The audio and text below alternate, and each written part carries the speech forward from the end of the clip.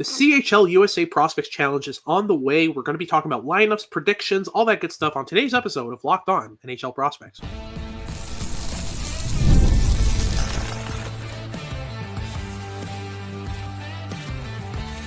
You are Locked On NHL Prospects, part of the Locked On Podcast Network.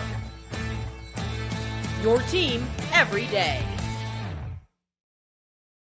Hello and welcome back to Locked On NHL Prospects, part of the Locked On Podcast Network, your team every day. On this podcast, we break down everything prospects related for you 5 days a week, Monday to Friday. I'm Hadi Kalakash, QMJHL and Crossover Scout for Elite Prospects, with Sebastian High, USHL and Crossover Scout for Elite Prospects. And on today's show, we'll be reviewing the CHL USA Prospects Challenge. We'll look at the rosters for both teams in the first and second segments. And then in the third segment, we'll talk about lineups and other predictions. Who's going to win? I think we both think is pretty obvious, but we'll figure that out as we go on. Before I get into this episode, though, today's episode is brought to you by FanDuel. Make every moment more. Right now, new customers can get up to $150 in bonus bets with any winning $5 moneyline bet. That's $150 if your team wins. So it's at FanDuel.com/LockedOn to get started. If you're watching on YouTube, remember to like and subscribe. Let us know in the comments what you think of the episode. And if you're listening on your favorite podcasting platform, please leave us a rate and review and make sure to make us your first listen of the day. So let's get started right away here with the CHL roster for the CHL USA Prospects Challenge. To sum it up, basically it's the draft eligibles from the CHL versus the USNTDP. Now let's talk about the draft eligibles that are going to be in this roster. Do you want to go in alphabetical order or in terms of draft stock? What are we doing here? It doesn't really matter because it's basically all first-round talents here for the CHL roster, and I mean it's going to be interesting to see what happens in these two games in this showcase. I mean, the first game is today when this is being posted, and the next one is tomorrow. So a lot of action coming ahead for you. So we wanted to prime you with this breakdown today, and let's start off with perhaps the most violent player that'll be in this game, Carter Bear. Fantastic. He's going to be the motor of whatever line he's playing on, whether it's the second line or the fourth line, wherever he ends up in this lineup. He's going to be playing violent hockey and also being a real goal threat, especially in his playmaking game, which has taken massive strides this season, right? Yeah, absolutely. It's been phenomenal. Yeah, it's been phenomenal to watch. And overall, he went from this, checking forward to really a polished playmaker, a good goal scorer, a net front presence. He does basically everything for the Everett Silvertips. He is absolutely phenomenal. Justin Albano is also in this lineup, and I think he deserves to be there. Wasn't really sold on his upside earlier in the season, but the hockey sense has come some ways. He's gotten better at making decisions. He's not playing hero puck anymore. He's trying to play in structure at times. But it's really the tools that make him tick. Phenomenal skater, big body at 6'1" and uses it well, protects pucks really well. On top of the high-end goal scoring, high-end passing, and elite play and elite stick handling skill that he has, a really refined skill set. He plays on the PK, but he's not really a good defensive player. Mainly an offensive kind of minded forward. Very interested to see where he ends up in the lineup. I predict he's going to be kind of the offensive force on a third line, something like that. That's where I kind of anticipate him going, especially with the rest of the lineup here in terms of forwards. You have Braden Coots, who's basically Easton Cowan. High pace, good skating, loves to drive through defenses, put defensemen on their heels in transition, but also has that forechecking skill, has some really good sense for the game, reads the game well as well. There's a really polished and kind of well-rounded skill set here with Braden Coots that makes him really interesting. Probably going to be playing a more shutdown role in this lineup, but I wouldn't be surprised to see him as kind of the checker on a second line or a first line even. He can play basically any role. Speaking of versatile centers, Caleb Desnoyers, another QMJHLer, is in this lineup. He's about as versatile as they get. He's going to be playing down the middle. He's the best face-off taker in this roster. And just defensively sound, great forechecker, physical, great passing, well-refined skill set, and a 6'2" frame. I think he's going top 10 on draft day. A lot of talent here. There's also Benjamin Kindle from the Calgary Hitmen, WHL. He's been playing decently well this season, but I predict for him to be kind of lower down the lineup, likely on the fourth line for them. There's something to work with here in terms of the playmaking skill, in terms of the ability to forecheck well, but more than likely than not, he's kind of the odd man out in the top 9. But talk me through Lyndon Lakovich, because his stock has absolutely skyrocketed over the past year, right? It absolutely has. I mean, this is a big, skilled winger who has a wicked shot, has really grown his playmaking game so far this season. Could use to like leverage his physicality a bit more because he is a lot bigger than he plays at this stage. But the level of skill is fantastic, and he'll be able to be plugged in on basically any line in this lineup. Probably not on the first line, but anywhere between the second and the fourth line, he'll be able to play a role. And this is one of the fun things about the CHL lineup is you can basically mix and match anything between the second and the fourth lines offensively, Yep. and you have no issues whatsoever. Like Lakovic, I think, is going to be fantastic wherever he lands. Brady Martin will be able to be a really solid bottom six center for this team, just playing reliable minutes, solid in his own end. Good play connector, will be able to facilitate play for more dynamic wingers than he is, and I think that he will fit very nicely. But really, the stars of the show here are the next two here. Porter Martone and Michael Misa. These will be first line players. I'm Yep. very excited to watch them play together. I mean, I think that they're only facing each other twice this season. So very limited like viewings in terms of having both in the same game. But we're going to have two of those here with them likely on the same line, which will be very exciting to watch. What are your expectations for those two in these two games? Yeah, so Misa's going to be playing down the middle. I'm almost positive he's going to be the first line center. Porter Martone is a great winger for him. I think both of them complement each other really well. Misa brings the functional physicality, the details. I'm going to have a video out on him for Elite Prospects soon, breaking all of that down. But long story short, he's the most detailed prospect in the 2025 NHL draft, and has some high end offensive skill. The goal scoring ability, the playmaking ability is high end as well. Some great details on that side. And Martone brings just rampant pestilence and really good refined high end skill. Right, he has that finesse in his game. He's able to deke through layers. He's able to attack defenders, shoot through their triangle, use them as screens. So I think both of them are going to be playing a high end forechecking game. And we'll talk about the lineup predictions in the third segment, kind of break that down. But basically, those two are locks for the first line. We also have Cole Rezhny, phenomenal playmaker. His pace is a bit lower. I anticipate him to be paired with a more pacey, more rapid center or winger. I'm thinking a good candidate to play with him would probably be Braden Coots, someone like that. Or Cam Schmidt? Or Cam Schmidt would be phenomenal with him. But yeah, very interesting prospect on that end as well.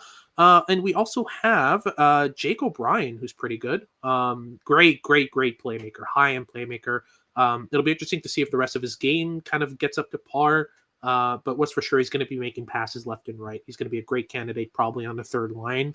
And lastly, we already talked about Cameron Schmidt, 5'7", absolute rocket of a player, just fires his way up and down the ice, shoots in motion, phenomenal skill, right?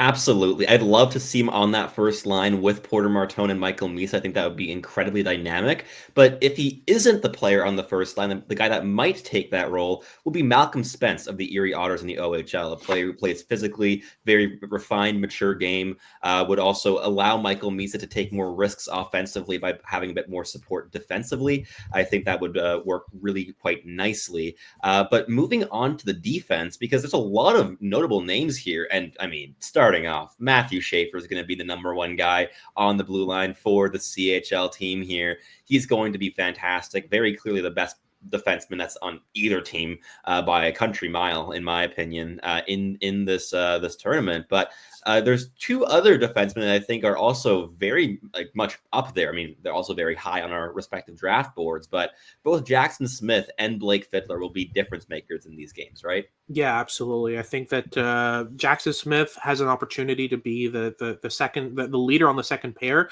I think Blake Fiddler and Matt Schaefer are about as clear first pair as it gets. The two complement each other really well, and have played against each other at the Lincoln Gretzky Cup, and were both standouts for their teams by far.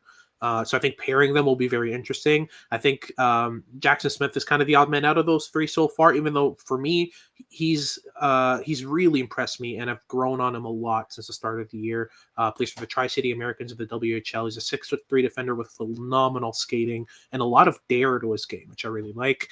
Then in terms of the outsiders, you have Cameron Reed, who's really grown on me as well. Probably going to be a top 20 on my next board. But probably the odd man out given the frame. I don't think the CHL itself and their coaching staff is going to be as high on him as we are. So probably if it's not on the second pair, it'll be on the third. You have Reese Hamilton, who was just dealt to the Calgary Hitmen in the WHL. To the from yes. the Calgary Hitmen to the Regina Pats in the WHL. Big right-handed, big defenseman with really good mobility. And uses his frame really well, but still needs to figure out kind of the decision making. Then you have the most violent prospect in the 2025 NHL draft on defense, Kashawn Aitchison. If he's not on the second pair, he'll be on the third, and he'll make life absolutely a nightmare for the NTDP's forwards. And then the outsider is probably Quinn Beauchesne as a 7th D. We'll see how that works out. But he's just kind of decent across the board, not elite in any particular facet. I think the others bring a more specialized skill set that'll fit better with what the CHL team is trying to do. And in goal is going to be between Jack Ivankovic and Joshua Ravensbergen. I think Ravensbergen will be the leader of the two in goal. But Ivankovic is no slouch. He's very, very good. So that'll be interesting to see. So that's our first segment done. And our second segment, we'll be reviewing the Team USA roster. But just before, a quick word from our sponsors at PrizePicks.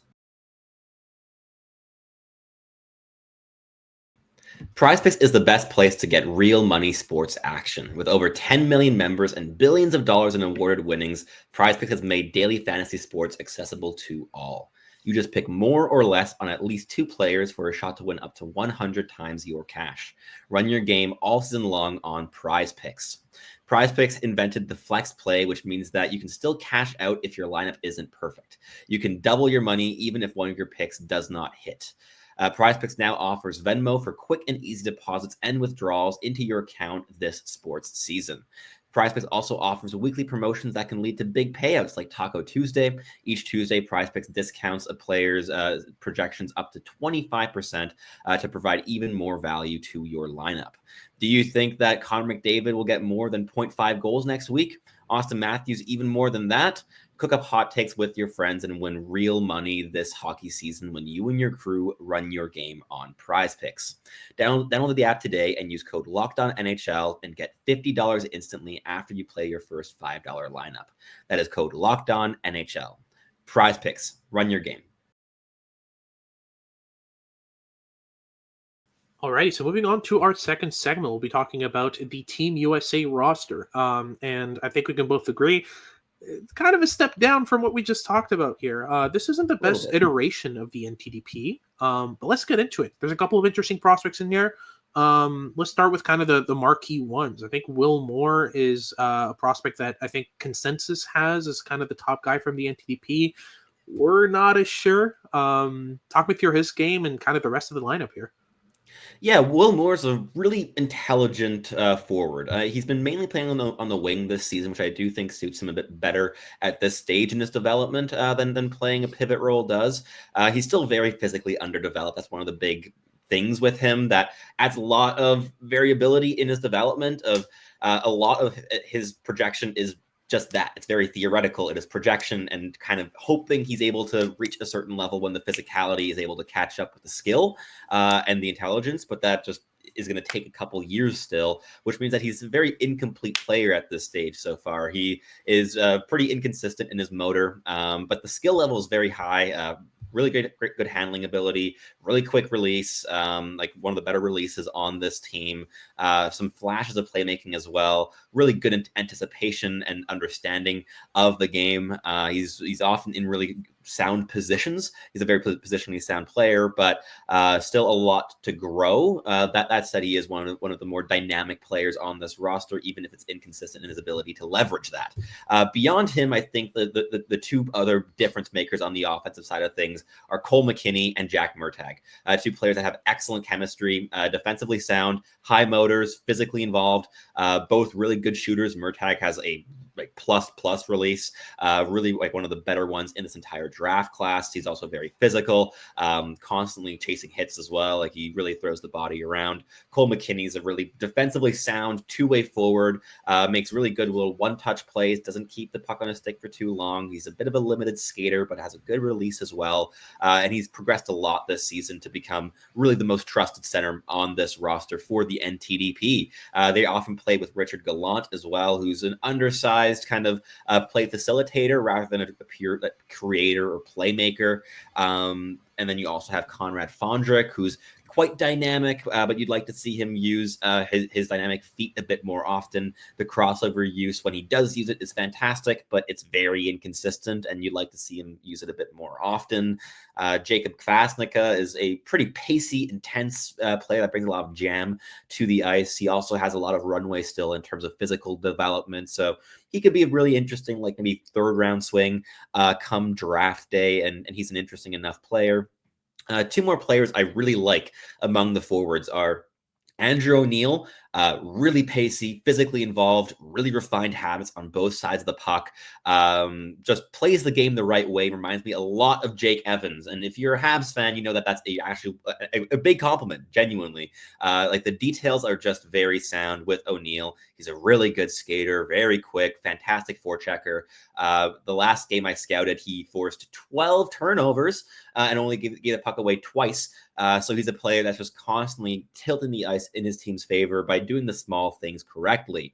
William Bell is a big power forward, 6'4", 210 pounds, really quick as well in a straight line. And when he gets going, he's impossible to stop. So there's a lot of forwards in here that I think are really interesting. Beyond that, there's a bunch of bodies. I think one player that I really like that is going to be added to the roster is Benjamin Kivon. Really hoping he'll be playing a top 9 role. So far with the NTDP, he's been restricted to 4th line capacity, which is just not where he shines. This is a dynamic, like high-end skater, really great skill, really great playmaking ability, pretty good shot. He was the highest scoring USHL player to return for this USHL season, and just overall a fantastic player that I think should be in the top 6, not in the bottom 6 for that team. But we'll see where he lands come game day. Beyond that, there's a couple other guys like Matthew Lansing and Landon Hafela. There's the 2 Stewart brothers as well. Is there anyone in that group, Casey Mutrin as well, that you wanted to mention? Because the other guys are out injured at the moment. Like Will Horkoff, for instance, is out. Yeah, and he's doubtable to make it. But technically he is on the roster, and if he's healthy, he will play. Mutrin's been interesting in flashes for me. I've seen some really good forechecking sequences where he chases down guys, wins battles down low, kind of starts the cycle. But he's very much kind of an outsider in this roster. But what I find really curious about this is the defense. There's really no one I can really point to here as being a player who would actually make the Canada top 6 at all. I'm saying this as a not so big fan of even Quinn Beauchesne, who's a 7th D. I still think he would be the number 1 D on this roster, right? Maybe. I mean, especially considering that Carter Amico is out for the season, which is a massive blow for the program. I mean, Amico is not only the best defenseman on this team, he was one of the best players on the team overall, and just a constant difference maker with his rush defending ability, the ability to layer stick and body while defending both the rush, but also the cycle. Positionally sound, fantastic player, but he's out for the entire year, which is really, really rough. Beyond him, as you mentioned, it gets a bit shallow. You have the captain, Asher Barnett, who's a pretty solid right shot defenseman. I've liked what I've seen from him this season. He keeps the game simple. There's a decent element of physicality, even at just 6'1", but just like very sound player. I think on a typical NTDP team, he'd be like a reliable number 4 defenseman, but this season he's had to be the number 2, number 1 guy in that lineup. Maceo Phillips is a big, like really big, 6'6", 220 plus pound defenseman who could use his physicality a bit more effectively, I think. Yeah. But he could be a guy that can just be a bit of an octopus and patrolling the neutral zone to just like snuff out chances. But he has to be able to leverage his skating a little bit better than he's done so far this season if he wants to stand a chance to snuff out chances against the CHL team here. Beyond that, you have a couple undersized puck movers in Donnie Bracco and Drew Schock IV. Those are 2 players that have decent enough puck skills, can move the puck up the ice, are physically a bit limited, defensively inconsistent, but are there. And then you also have Garrett Lindbergh, who falls into a kind of similar category, less puck skills, better defensively, also undersized. And last but not least, there's the big name on defense here in Charlie Trethewey, a player that very hyped coming into the season, very high hopes for the BU commit, but it has been very rough this year. The composure with the puck on his stick has been very come and go. Defensively, the scanning habits have let him get down consistently, just missing secondary and tertiary options, and just fixating on the puck or the primary threat, and just that adaptability in defensive situations has been missing, which I'm fearful of how that's going to look against this CHL roster, because they're going to be able to exploit those defensive lackings. And in goal, you have Patrick Quinlan, you have Harrison Bodiger, you have a couple goaltenders that have been okay so far this season. I mean, Quinlan has a 901 save percentage. Bodiger has an 866. So you're probably going to go with Quinlan for the majority of the ice time in these two games.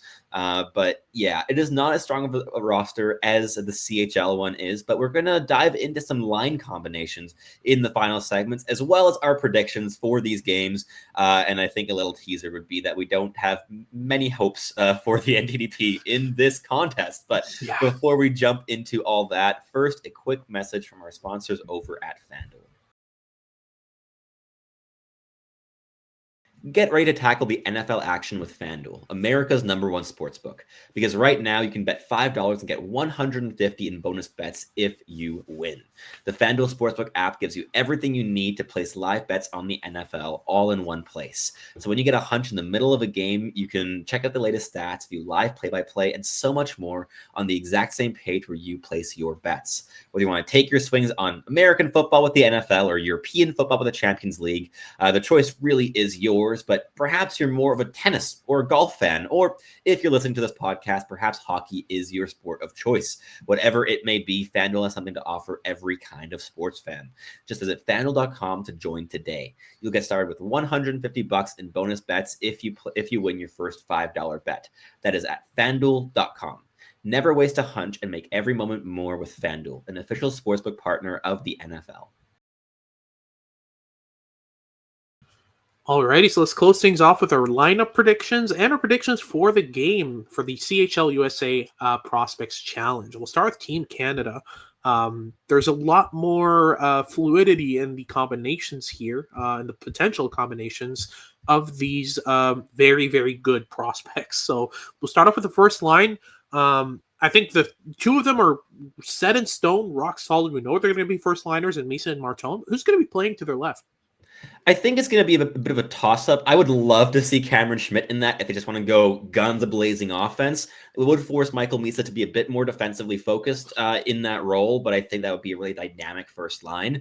What I think they're going to do would be a bit more to balance out the lines a bit more and to have Malcolm Spence as that left wing on the first line. He'll complement Misa and Martone really nicely. He'll open up Misa for more offensive activations, take a bit more risk, and I think that he's just a really sound player that will just do everything well. His puck touches are very efficient, very effective, physically involved, everything you want in that kind of supportive role on the first line, he'll be able to bring. But on the second line, we do think that Cameron Schmidt's going to be there, but who will he be playing with, do you think?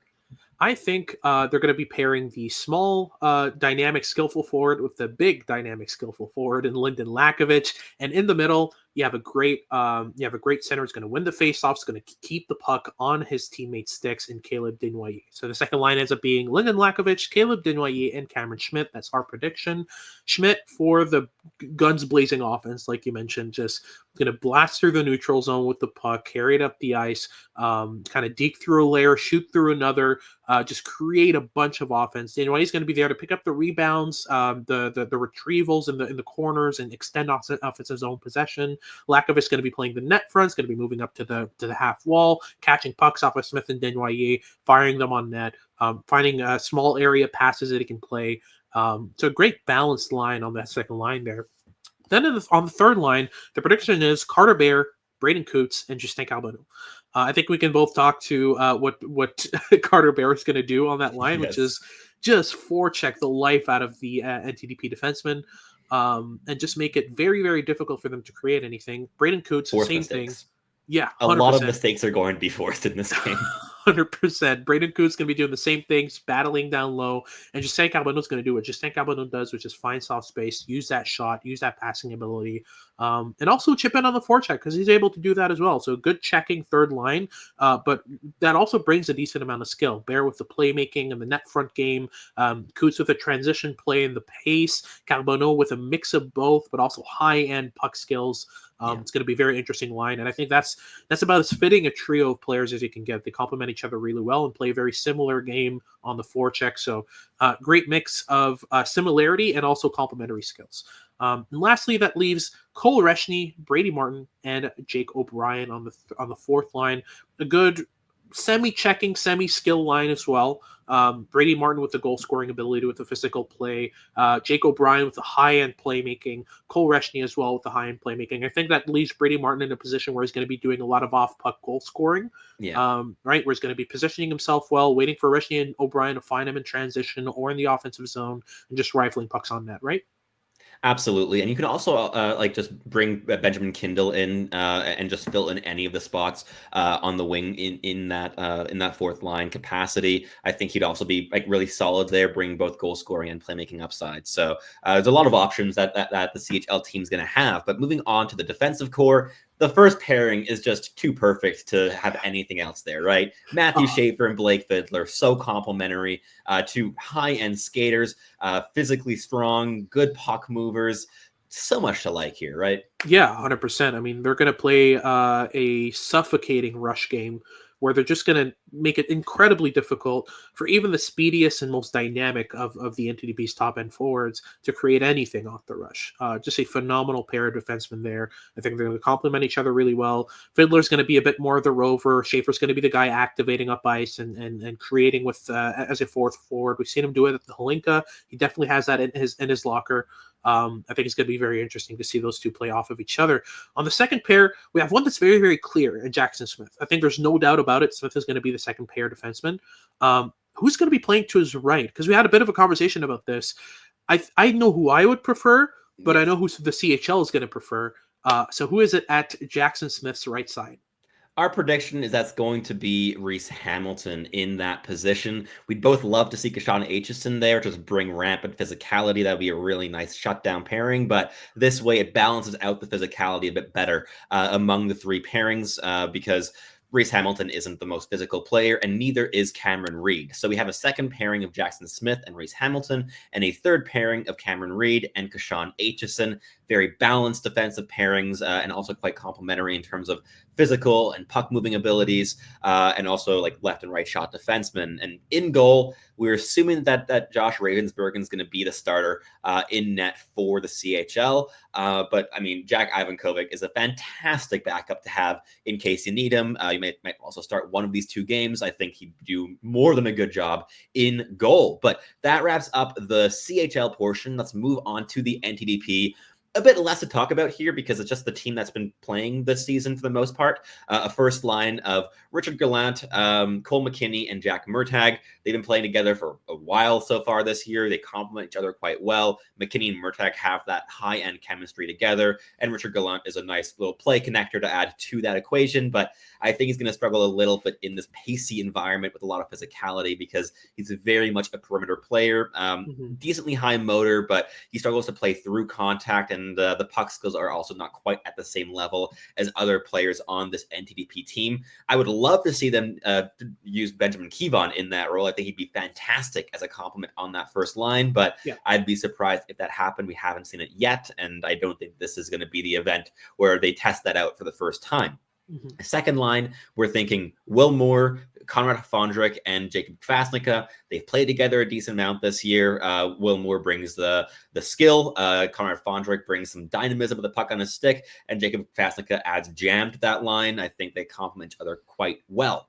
Third line, you have the combination of William Bell and Andrew O'Neill. They've been playing a lot together this year as well, playing well together. They've been growing chemistry, one power forward, one really good two-way forward and high-end forechecker. They bring intensity and physicality to the equation. And if Will Horkoff is healthy, he'll probably slot in onto the wing on that third line. If he's not, I think that really should be where they play Benjamin Kevon. I'm hoping please, please, please do not bury him on the fourth line because he is dynamic. He brings something that very few other players in this lineup can. And against the CHL team, you got to give some minutes to your dynamic players because you want to score a couple goals, and you're probably not going to win these games, but you want to at least produce some offense, and Kevon can do that.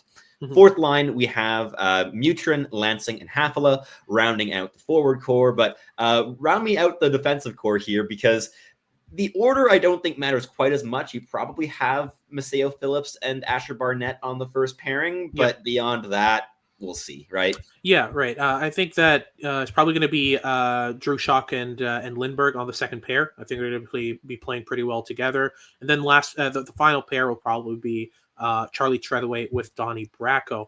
And then in goal, doesn't really matter. Either way, they're going to get shelled. Quinlan, they're probably both going to be playing in each game, given the amount of goals that are going to be allowed here. I think it's going to be pretty much a runaway for Canada. But Quinlan and Bettiger will probably be sharing the crease. And predictions over under 12 goals for Canada in this back and forth. Well, there's two games, so I would say that the total goal score for the CHL is going to be over 16. That's my guess. I'm hoping to be kind of wrong. I don't want it to be quite that ugly, ideally, but I think it's going to be very high scoring for the CHL side of things. Let's say score predictions: first game 9-2 for the CHL, and second game 7-3. Make it a bit closer, maybe. Perfect. Well, we'll see how that goes. I'm very excited for the CHL USA Prospects Challenge. It'll be interesting to just watch everyone we're trying to scout at the same time. So that'll be it for today's episode. Thank you very much for tuning in. If you're watching on YouTube, remember to like and subscribe. Let us know in the comments what you thought of the episode, what you think of our predictions. And if you're listening on your favorite podcasting platform, please leave us a rate and review. And make sure to make us your first listen of the day. For a second listen of the day, remember to check out Locked On Sports Today. They've got all your news and updates about what's going on around sports. And make sure to tune in for our future shows as we continue our prospect coverage for the month of November. So I've been Hattie Kalakash with Sebastian High, and we hope you tune in next time.